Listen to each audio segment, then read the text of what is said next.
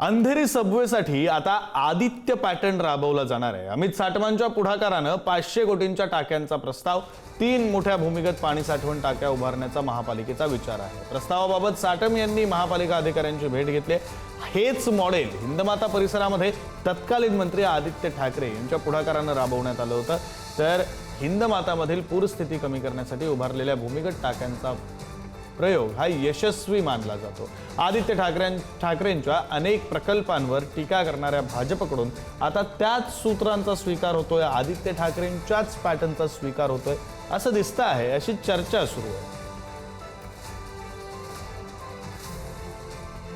अंधेरीचा जो सबवे आहे, प्रत्येक पावसामध्ये तिथं पाणी तुंबतं आणि नागरिकांची गैरसोय होते। आता ती समस्या सोडवण्यासाठी आदित्य पॅटर्नचा वापर केला जाणार अशी माहिती आहे।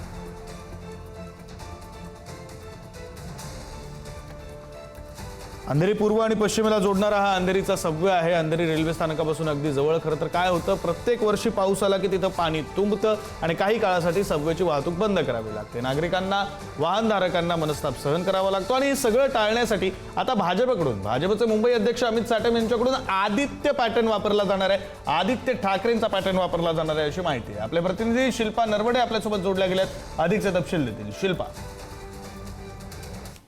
विक्रांत, आपण जर पाहिलं तर पावसाळ्यापूर्वीची जी कामं आहेत ती मुंबई महानगरपालिकेकडून केली जात आहेत।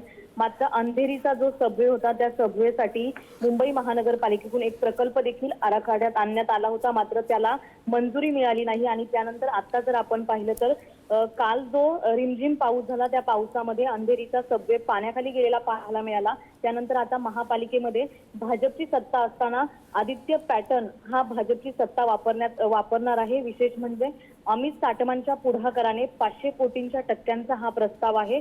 आपण जर पाहिलं तर अंधेरी सबवे पाण्याखाली जातो आणि त्याच्यावर पुन्हा एकदा उपाययोजनांवर चर्चा सुरू झालेली पाहायला मिळते।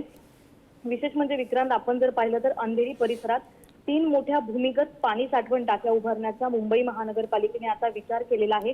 आणि ह्या ज्या टाक्या आहेत त्या सुमारे 41,000 घनमीटर पाणी साठवण क्षमता असणार आहे आणि या सर्वसाठी 500 कोटी रुपयांचा खर्च अपेक्षित देखील आहे। मात्र आपण जर पाहिलं तर या प्रस्तावाबाबत भाजपाचे आमदार जे आहेत अमित साटम यांनी महापालिका अधिकाऱ्यांची भेट देखील घेतली। विशेष म्हणजे हाच मॉडेल हिंदमाता परिसरामध्ये तत्कालीन मंत्री जे होते आदित्य ठाकरे यांच्या पुढाकाराने राबविण्यात आला होता। हिंदमातातील पूरस्थिती असेल किंवा ती जी कमी करण्यासाठी उभारलेल्या ज्या भूमिगत टाक्या आहेत त्या यशस्वी प्रयोग मानला जातोय आणि त्याचाच आता उपयोग असेल किंवा तोच विचार आता अमित साटम देखील अंधेरी सबवेसाठी वापरताना पाहायला मिळतील। आदित्य ठाकरेंच्या अनेक प्रकल्पांवर टीका केली जाते भाजपकडून, मात्र आता त्याच सूत्रांचा स्वीकार होत असल्याचं आता पाहायला मिळते। विक्रांत, राजकारणात अनेक वेळा आदित्य ठाकरेंच्या प्रस्तावांना विरोध होताना पाहायला मिळतो, मात्र अंधेरीसाठी आदित्य ठाकरेंचाच फॉर्म्युला आता भाजप अंमलात आणणार असल्याचं पाहायला मिळते। 2023 मध्ये जर आपण पाहिलं किंवा 2025 असेल, अनेक वेळा अंधेरीचा सबवे हा 22 ते 25 वेळा पाण्याखाली गेला होता।